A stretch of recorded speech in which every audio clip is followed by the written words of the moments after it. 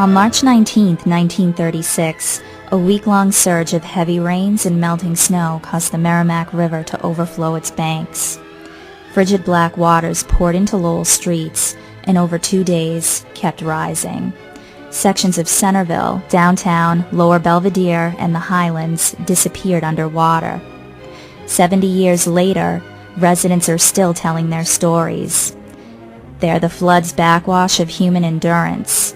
They are heroes and romantics, strangers connected by circumstance, flood survivors.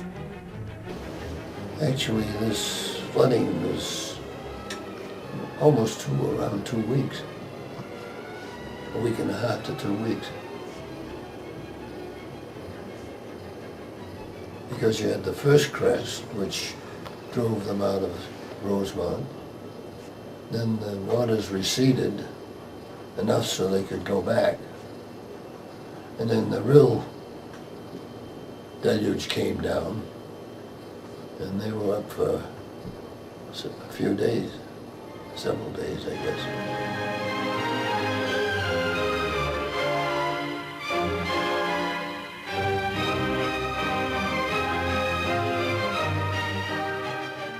Jack Kerouac was 14 when the Lowell flood of 1936 hit the city. He was living in Pawtucketville, very close, within a block of where we are right now. His father's print shop was in what's now the Massachusetts Mills.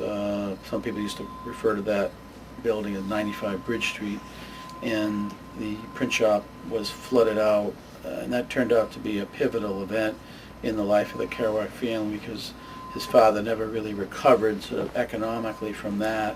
And then a few years later, after Kerouac graduated from high school in 1939, the family relocated to Connecticut and then New York. On the canal over here, and there's the University Bridge. You can see the water sort of solid over here. That's when it was flowing into the canal there.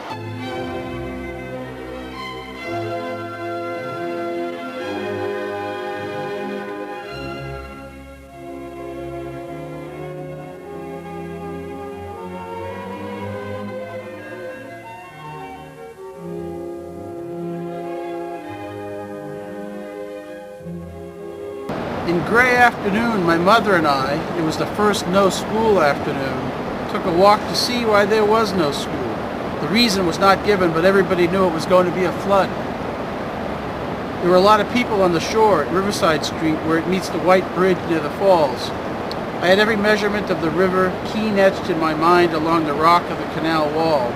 There were a few flood measurements written, in numbers showing feet, and the marks of old moss and old floods.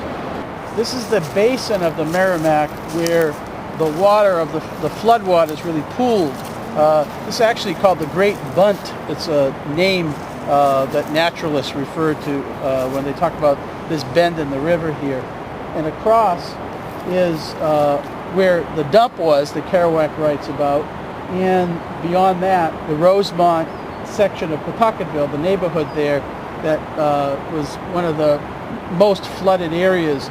There across we see where Beaver Brook comes in and empties into the Merrimack. And this whole area was just covered over with waters, and you can see the huge effect of the pooling of the waters here better than anywhere else. When Kerouac writes about coming down to see the flood waters in Dr. Sachs, this is the area that he's describing. This is the basin of the Merrimack where the river takes a bend. Naturalists call this the Great Bunt, B-U-N-T. But this is where you can see the full effect of the floodwaters. And beyond on the other side is where there was a dump, and just past there, the Rosemont neighborhood of Pawtucketville that Kerouac writes about being inundated as part of the flood.